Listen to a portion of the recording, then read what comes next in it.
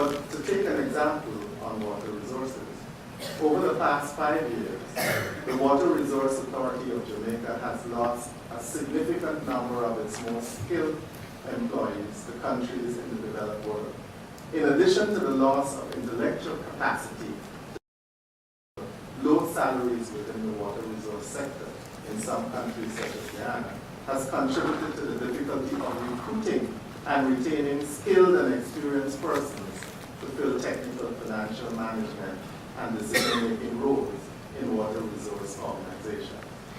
These circumstances have led to a reliance on a project-oriented management approach that addresses short-term needs rather than a program and resource management that takes a longer-term, more integrated approach into consideration. And it therefore results in a a reliance on bringing in outside expertise at a significant cost, but with no continuity, capacity building, or institutional strengthening. Ladies and gentlemen, these are but some of the challenges confronting the question now is how do we respond to those challenges in the light of limited resource base of many Caribbean countries.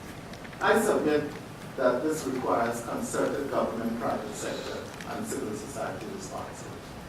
I will also suggest that our response must be one in which we view the issue as a development issue, adopting an integrated approach to the solution. There is an emergence from the Caribbean region that there are certain critical elements that ought to be considered in the design of the effective integrated water resources management strategy. The genesis of this policy element is rooted in the specific physiographic and socio-economic features that characterize small island development states.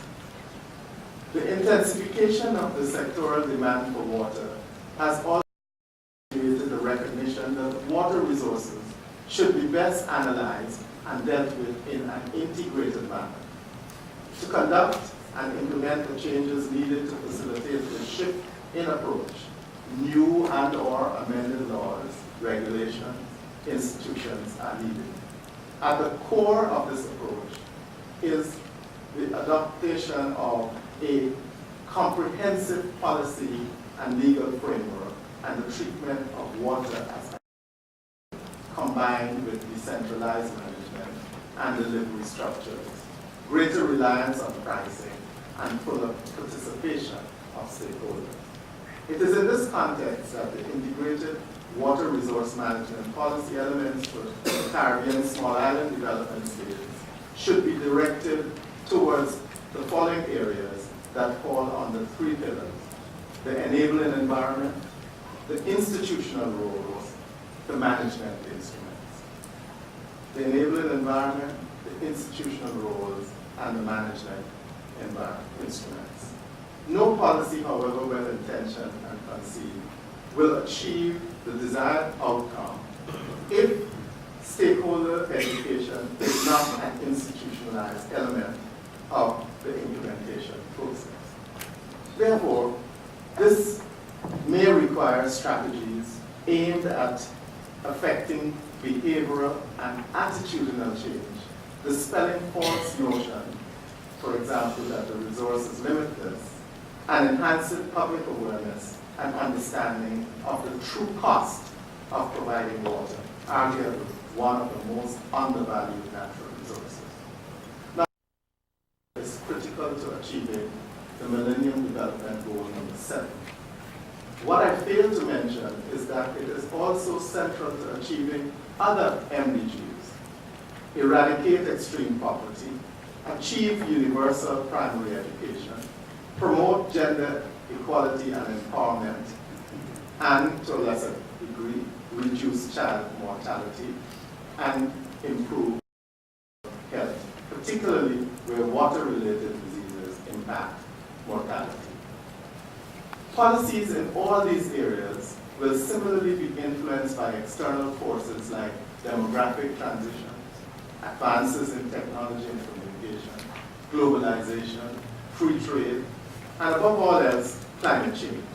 All of these factors must be considered holistically in order to build a sustainable future for us.